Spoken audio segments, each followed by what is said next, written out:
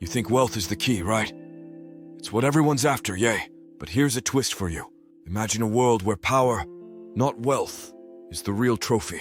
This isn't just any idea, it's Nietzsche's perspective. He saw things differently. For Nietzsche, it wasn't about how much you own, but how much influence you have. Think about it. Wealth comes and goes. Today's millionaire could be tomorrow's bankrupt. But power? It's about shaping your destiny, influencing others, making a mark that lasts. It's about your will, your spirit. That's the kind of power Nietzsche talked about. So let's say you're at a crossroads. You can chase the dollar, sure.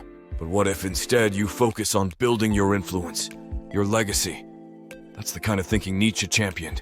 It's not about filling your pockets, it's about filling your life with meaningful impact. That's the lesson here. In the grand game of life, it's not just about what you have, but what you do with it. Wealth might make life comfortable, but power, the Nietzschean way, makes life significant. Choose your path wisely. Seek power, not pennies. Nietzsche's unconventional wisdom. Have you ever wondered what truly drives us? Is it the lure of wealth, or is there something more powerful at play? Let's explore what Nietzsche, one of the most provocative philosophers, had to say about this. At the young age of 24, Nietzsche became a professor of classical philology at the University of Basel. Remarkably, he assumed this prestigious position before he had even completed his doctorate or obtained any teaching certification. Nietzsche introduced a concept that turns the usual pursuit on its head, the will to power. He argued that beyond wealth, beyond comfort, there lies a deeper, more primal drive in humans. It's the drive for power, for influence, for the ability to shape our own destiny and the world around us. Nietzsche saw this will to power as the core of human ambition, surpassing even the desire for wealth. Now, here's a fascinating fact about Nietzsche that ties into this pursuit of power. Despite his profound impact on philosophy, Nietzsche himself led a life that was relatively devoid of wealth and traditional success. He believed that the true measure of success wasn't in material accumulation, but in the ability to exert influence and bring about change. It was this belief that fueled his writings and teachings, making him a timeless figure in the world of philosophy. Imagine for a moment, a wealthy tycoon with every luxury you can think of, yet lacking the respect and influence they desire. This brings us to an essential Nietzschean question. What's the true value of wealth if it doesn't translate to real power? Nietzsche was critical of the pursuit of wealth for its own sake.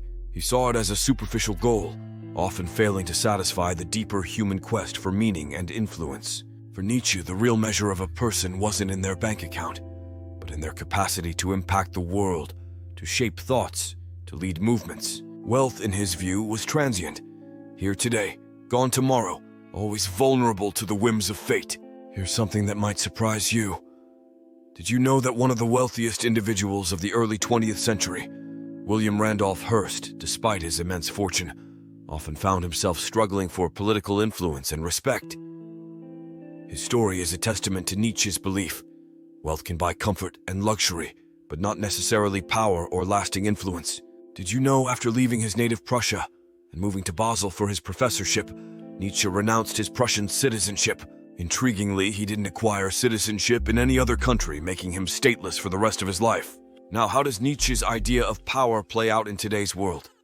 Think about the realms of business and politics, where the true game changers are often not the wealthiest, but those who wield the most influence. Nietzsche's philosophy is more relevant than ever in our modern context. It's not just about accumulating wealth. It's about personal development, knowledge, and influence. In today's interconnected world, these aspects of power can propel individuals and ideas to global recognition, far surpassing the limitations of mere wealth.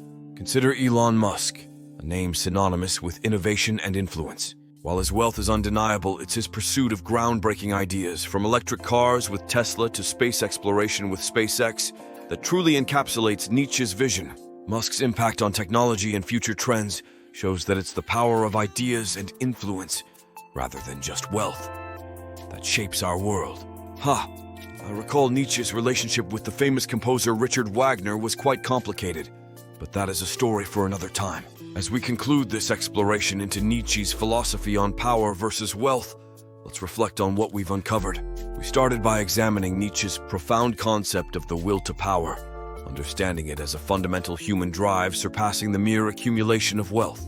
We then contrasted the fleeting nature of wealth with the enduring influence of power, highlighting how material riches often fall short in fulfilling our deeper human aspirations. And finally, we looked at real-life examples like Elon Musk, to see how these ideas manifest in today's world, emphasizing influence and personal development over mere wealth accumulation.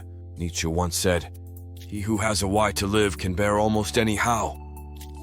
This quote encapsulates the essence of our discussion. The pursuit of a meaningful life, powered by personal influence and inner strength, is far more fulfilling than the pursuit of wealth alone. Now I invite you to ponder on this. How does Nietzsche's perspective resonate with your own views on wealth and power? Share your thoughts in the comments below and let's continue this intriguing conversation. Remember, in the pursuit of life's goals, it's not just about what you gain, but about the impact you make and the legacy you leave behind. Thanks for joining us in this little sit-down. Does this worldview laid out with the assistance of Nietzsche resonate with you? Let us know in the comments below. It's not every day you get insights from our side of the fence. If you found a bit of wisdom in our talk, do us a favor. Hit that like button. It helps us out. And if you want to be part of the family, make sure you subscribe. We've got more stories, more lessons from the streets. And trust me, you don't want to miss out. Stay sharp, stay smart, and remember, in our world and yours, it's all about making the right moves. Until next time.